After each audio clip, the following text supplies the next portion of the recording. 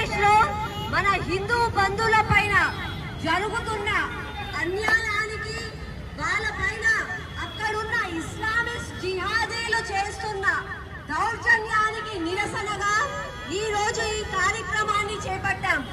ప్రతి ఒక్కరు ఒకటి ఆలోచించండి.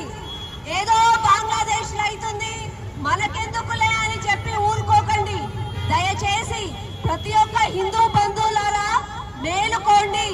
ఈ రోజు సరిహద్దులో బయట జరిగింది, రేపు మన ఇంట్లో జరిగే ప్రమాదం కూడా ఉంది. కాబట్టి ప్రతి ఒక్కరు కూడా మేలుకోండి.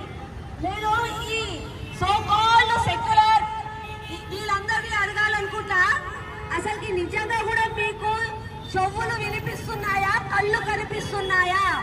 ఎక్కడో హమాస్ లో ఎవరో చచ్చిపోతే సేమ్ హమాస్ అని చెప్పి రోడ్ల మీద తిరిగిన్రు.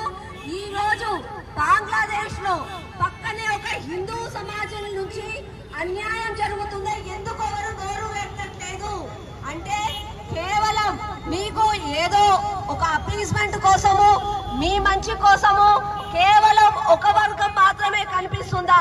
హిందువులు కనిపించట్లేదా? ఒకటి గుర్తుపెట్టుకోండి, ఈ రోజు ప్రపంచం అంతా ఇంత శాంతిగా ఉంది అనంటే అది కేవలం మన హిందూ వల్లనే. మన పెద్దలు మనకు నేర్పించిండ్రు, ఇసుంటదా అంటే ఇల్లంతా మనదే అన్నట్టు. ఆ రోజు పోనీలే పాపం ఎడారిలో బతుకుతున్నారు కదా, వచ్చి తలదాసుకోవాలంటే ఈ రోజు మొత్తం మననే ఇక్కడ ఉండకుండా చేస్తున్నాం. ఇట్లాంటి వాళ్ళకి మనం బుద్ధి చెప్పాలి. ఇప్పటికైనా మేలుకోండి.